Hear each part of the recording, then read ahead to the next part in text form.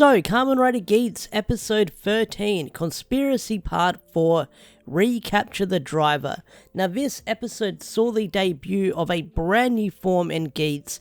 I wasn't expecting for us to see it so quickly when I talked about it from the magazine leaks just a couple of weeks ago, but it made its debut in today's episode. So, this episode saw the debut of Geats using the raising and the command form cannon mode. Try saying that 3 times. So, I love this brand new power-up, it looks freaking amazing.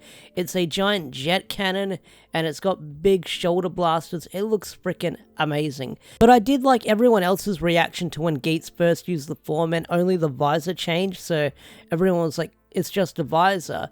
And then he had that cool sword fight scene where he started bodying the Yamato, that was really freaking cool. And then you saw the cannon mode, and that was really freaking cool as its debut. So, the first half of this episode was a lot of info dump and sort of setting up the mystery of what's going on in the show.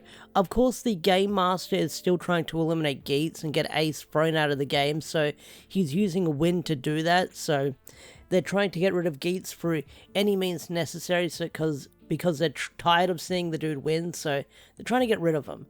But not only that, we also have the Game Master talking to the creepy gardener, and the Game Master's like, hey, why are you giving them freaking driver desires? Did you teach them how to do that? And the gardener's like, hey, you asked for strong enemies and they're learning as they go along, so stronger enemies should be good for the players, right? And the Game Master's like, hey, this isn't what we agreed upon, don't do this. And the gardener's like, whatever, dude. But again, the gardener is set up to be this mystery character, so I get the feeling that the Game Master is working with the gardener in some form or way, because he's the one that sends out the Yamato, he's working with the respawn guy that's sending out all the enemies. So the gardener is still a mystery. Do I think he's probably the final boss? Probably not. He's probably going to be some kind of threat to our heroes later down the line. But not only that, you've also got Neon, who's talking to Time Fire, her dad, and she's like, hey, what do you know about the game? And why did you want me to go back in it? And he doesn't really answer the question. He's very quiet about it. He's like, you'll find out eventually, or I don't want to talk about it. So Neon's about to run away from home, and we get that again. But as she's running away from home, we keep seeing throughout the episode this small little girl in a red hat. And whenever she stares at her heroes, they lose their desire driver and their ID core forms out.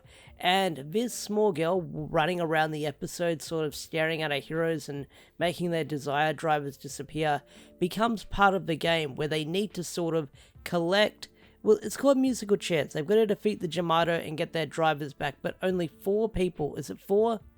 Okay, it is 4. So because one of the Yamato stole one of the drivers earlier on in the episode, only 4 players remain, so the rest have to get the drivers back, and someone is going to get eliminated if they don't get the driver back. If I butchered it, correct me in the comment section, you know what to do.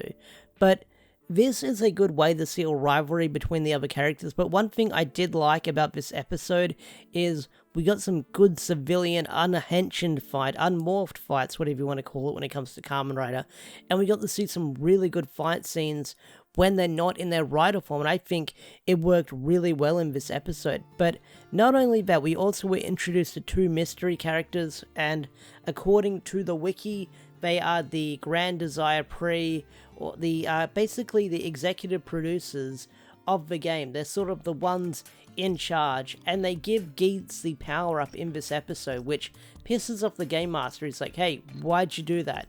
Don't do that. And the Game Desire, and not the Game Desires, and the other brand new 2 people like, hey, you're sort of making it unfair, trying to tilt the game into your favor. We don't like that. So they sort of give off this mystery enemy. Are they the evil characters, the villains of the show? No idea, but the evil mystery eerie thing was playing when they showed up on screen. So there's that. Now, the ending of this episode is leading into a 2-parter, where the Jamato have 2 drivers in their possession, and I get the feeling that it's going to be Ace and Buffer who get their drivers back. I feel like that Punk Jack is going to be the one that gets eliminated, or with Kamen Rider Glare showing up next week. Spoilers if you didn't watch the preview.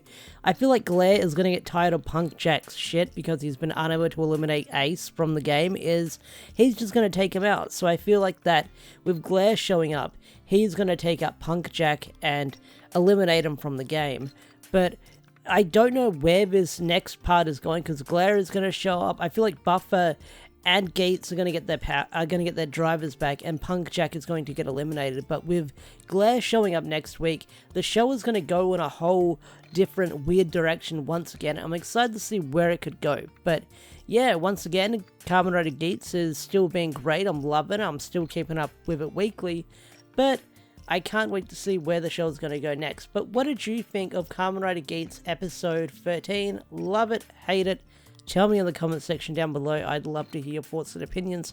With that said, I think I'm going to bring this video to a close. So if you enjoyed this review, hit that like button, subscribe to the channel if you're new, and I'll see you guys later. Peace out, take care, bye.